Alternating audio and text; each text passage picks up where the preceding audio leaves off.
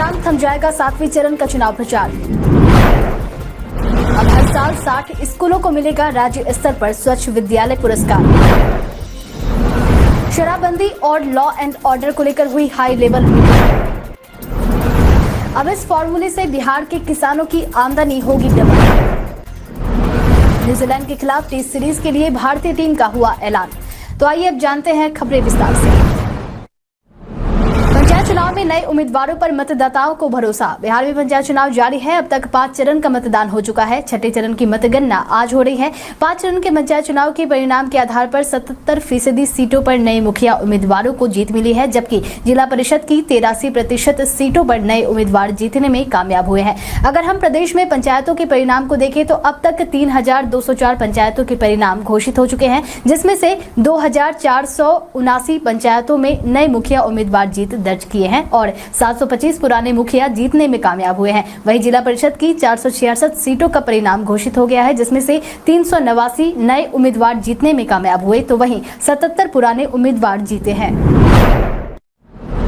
आज बिहारी पहचान में हम बात करेंगे आयशा शर्मा के बारे में। एक राजनीतिक परिवार से ताल्लुक रखने वाली आयशा शर्मा आज मुंबई महानगरी में अपनी पहचान अपने दम पर बना चुकी है। आयशा शर्मा का जन्म बिहार के भागलपुर में 24 जनवरी साल 1989 में हुआ था। आयशा भागलपुर से कांग्रेस विधायक अजीत शर्मा की बेटी है। अपनी फिल्मी करियर की शुरुआत उन्होंने जॉन अब्राहम के साथ फिल्म सत्यमेव जयते से की थी। इस फिल्म में आयशा के किरदार और उनके अभिनय को लोगों ने खूब सराहा। आयशा की बहन नेहा शर्मा भी बॉलीवुड की जानी मानी अभिनेत्री है। अपनी बहन नेहा की तरह ही आयशा काफी खूबसूरत है। गलत उम्र बताकर पेंशन लेने वालों के खिलाफ होगा एक्शन। सरकारी योजना का लाभ उठाने से भला कौन पीछे भागते हैं, लेकिन आज भी कई ऐसे लोग ऐसे हैं जो योग्यता नहीं रखने के बावजूद भी सरकारी पैसा को उठाते हैं। ऐसे लोग भले ही बहादुरी से फर्जीवाड़े कर जाते हैं, लेकिन बिहार सरकार अब इसे लेकर एक्शन मोड में आ गई है। इसके तहत मुख्यमंत्री वृद्धजन पेंशन योजना में उम्र की घपलेबाजी करने वालों पर कार्रवाई की जाएगी। सरकार ऐसे लोगों से सूद सहित पेंशन की राशि तो वसूली करेगी ही, साथ ही उनके विरुद्ध FIR भी दर्ज कराएगी। इस मामले को लेकर उक्त योजना के सभी लाभुकों के उम्र का सत्यापन कार्य शीघ्र प्रारंभ होगा। इस बाबत सरकार ने सभी जिलों के DM को निर्देश जारी किया है। आपको बताते चले कि पटना जिले में जाली प्रमाण पत्र बनाकर पेंशन उठाने वालों का फर्जीवाड़ा सामने आने के बाद से प्रशासन सतर्क हो गया है। भारत कोकिंग कोल लिमिटेड ने चालक पदों के लिए निकाली रिक्तियां। भारत कोकिंग कोल लिमिटेड ने 94 चालक पदों के लिए भर्तियां निकाली हैं। इन पदों के लिए शैक्षणिक योग्यता की बात करें तो उम्मीदवारों का 8वीं कक्षा पास होने के साथ ही ड्राइविंग लाइसेंस का होना जरूरी है। इसके लिए आवेदन 10 नवंबर 2021 से ही शुरू है, जबकि आवेदन करने के लिए अंतिम तारीख 22 नवंबर 2021 है। आवेदन करने के लिए कोई भी आवेदन शुल्क नहीं लग रहा है। इसमें एप्टीट्यूड टेस्ट, ट्रेड टेस्ट में प्राप्तांकों के मुताबिक एवं ड्राइविंग स्किल में प्रदर्शन के अनुसार कैंडिडेट का सिलेक्शन होगा। अधिक जानकारी के लिए आप आधिकारिक वेबसाइट www.bcclweb.in पर जा सकते हैं।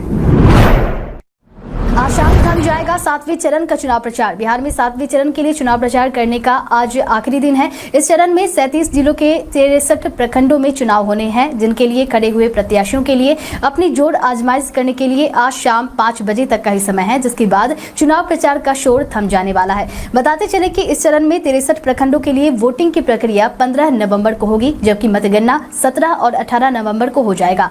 इस चरण में पटना के फुलवारीशरीफ, पटना सदर, दनियावा में मतदान होंगे। वहीं बांका में शंभूगंज, भागलपुर में रंगरा चौक, गोराडीह, जमुई में झाझा, मुंगेर में जमालपुर, खगड़िया में जिला परिषद निर्वाचन क्षेत्र संख्या 4 और 5, बेगूसराय में बेगूसराय प्रखंड में मतदान होंगे।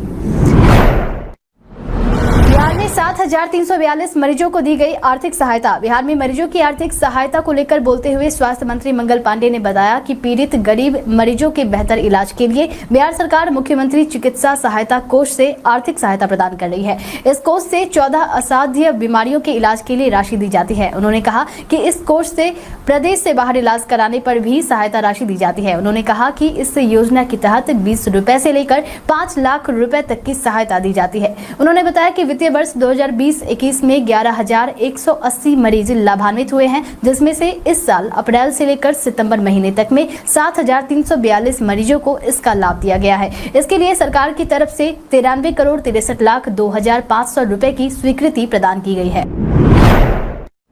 अब हर साल 60 स्कूलों को मिलेगा राज्य स्तर पर स्वच्छ विद्यालय पुरस्कार। बिहार के सरकारी विद्यालयों में शिक्षा की गुणवत्ता को बढ़ाने के साथ ही साथ अब स्वच्छता पर भी खास तौर पर ध्यान दिया जा रहा है और इस रेस में सरकारी विद्यालयों को लाने के लिए इस सत्र से हर वर्ष बिहार दिवस के अवसर पर सूबे के 60 सरकारी विद्यालयों को स्वच्छ विद्यालय पुरस्कार दिया जाएगा। इसके तहत 30 प्रारंभिक जबकि 30 माध्यमिक विद्यालय चुने जाएंगे। बताते चले कि पुरस्कार के तौर पर प्रशस्ति पत्र के साथ ही 10-10 हजार रुपए मिलेंगे। साथ ही इन 60 विद्यालयों में से 3 सबसे अच्छे विद्यालयों को विशेष प्रशंसा पुरस्कार के लिए चुना जाएगा, जिसमें 50-50 हजार रुपए की इनामी राशि मिलेगी। आपको बताते चले कि सरकारी स्कूलों में स्वच्छता को महत्व देने के लिए 14 नवंबर से इस पुरस्कार योजना में शामिल होने के लिए राज्य के 80,000 सरकारी स्कूल अपना ऑनलाइन नामांकन करवाएंगे। बिहार के राजगीर में है सोन भंडार। बिहार पर्यटन में आज हम बात कर रहे हैं राजगीर में स्थित सोन भंडार के बारे में, जो कि एक गुफा के अंदर है, जिसके बारे में कहा जाता है कि इसमें मगध साम्राज्य के सम्राट मौर्य शासक बिंबिसार का बेशकीमती खजाना छिपा हुआ है, जिसे आज तक कोई नहीं खोज पाया है। हालांकि कुछ लोग इस खजाने को जरासंध का भी बताया करते हैं। सोन भंडार गुफा में घुसने के साथ ही एक बड़ा सा कमरा नजर आता है, जिसके पिछले दीवार से खजाने तक पहुंचने का रास्ता बना हुआ है। कहा जाता है कि इसे आज तक कोई नहीं खोल सका है। हालांकि इस गुफा में घूमने के लिए हजारों की संख्या में सैलानी पहुंचते हैं। अगले साल होने वाले नगर निकाय चुनाव की सुगबुगाहट हुई तेज। राज्य में पंचायत चुनाव अब अपने अंतिम दौर में चल रहा है। अब गांव के बाद शहर के चुनाव को लेकर सुगबुगाहट तेज हो गई है। इस बीच राज्य निर्वाचन आयोग ने अगले साल होने वाले नगर निकाय चुनाव को लेकर तैयारी शुरू कर दी है। इसके तहत मतदाता सूची का संक्षिप्त पुनरीक्षण कार्य 2022 का कार्य फिलहाल चल रहा है, जो कि 30 नवम्बर तक जारी रहेगा। इसके बाद पुनरीक्षित मतदाता सूची को जारी किया जाएगा, जिसके आधार पर नगर निकायों में चुनाव होंगे। आपको बताते चले कि राज्य में अगले साल नगर निगम, नगर परिषद और नगर पंचायतों के लिए चुनाव होंगे, जिसे लेकर तैयारी शुरू कर दी गई है, जिसके लिए छूटे हुए और नए मतदाताओं को जोड़ने का काम शुरू है।